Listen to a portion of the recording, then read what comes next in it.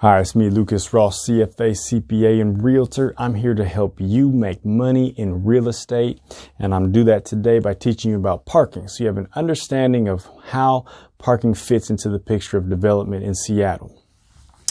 Here's some of the things that we're going to address. The first thing is that when you're developing property in Seattle right now, when there is an alley, not all lots have an alley, but if there is alley access, all of your parking will go onto your property through the alley, okay? So people will often say, well, I already have a curb cut, so I'm just going to use that curb cut.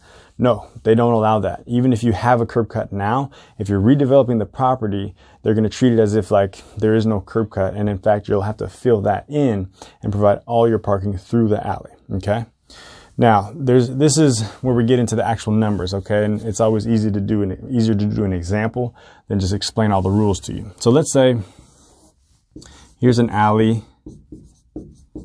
and here's your lot, okay? And let's say your lot is 33 feet wide. How many parking spots can you fit in there, okay?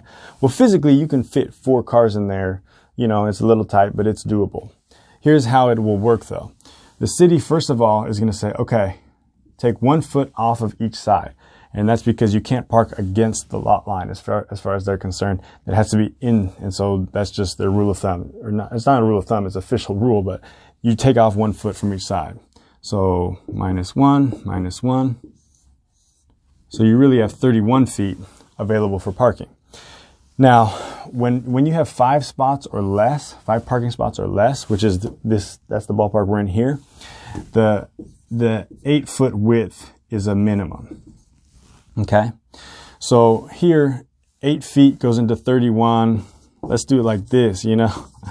Way back in the day, we used to do a division like this. Well, it's going to be like 3.9 or something like that, right? 8 into 32 would be 4 exactly. This is a little bit less. You don't get to round up, okay? This is a very big point. You'd think, okay, well, we can just round that to 4. No, there's no rounding in parking, okay?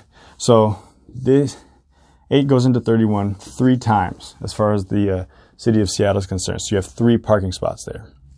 Now, just to round out your knowledge, if you're doing 6 or more, then you can mix in some small spots, which are 7.5 feet.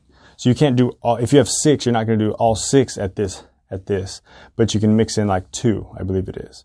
So, but you're going to be still very, very close to 8 feet. But each inch matters, you know, with these situations. So you'll do that math when you get to it.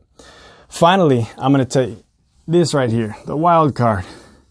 I'm just going to tell you something which is something that I've seen, which is not, it basically is in a gray area right now. So like, let's say you're developing something on this lot, right? And you're in an area that doesn't require parking at all. Okay, what you do is you build all your townhomes or whatever you're building, right? You build them up there, and then you just don't have any parking assigned at all, right? As far as the city of Seattle is concerned, you just don't have any parking, which is your right to do that because there is no parking required in the zone. Then, you know, when you're about to sell them off, you just paint in your little parking spots like that, and you do pavers or whatever you do, you know, something that flies as far as what you can do with a yard space in the back. And then you just say, okay, there's 4 parking spots here.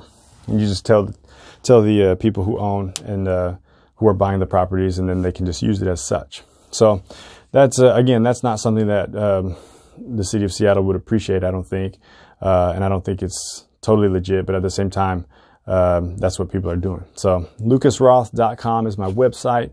Hit like and hit subscribe if that helps you. It helps me. I appreciate you watching the video.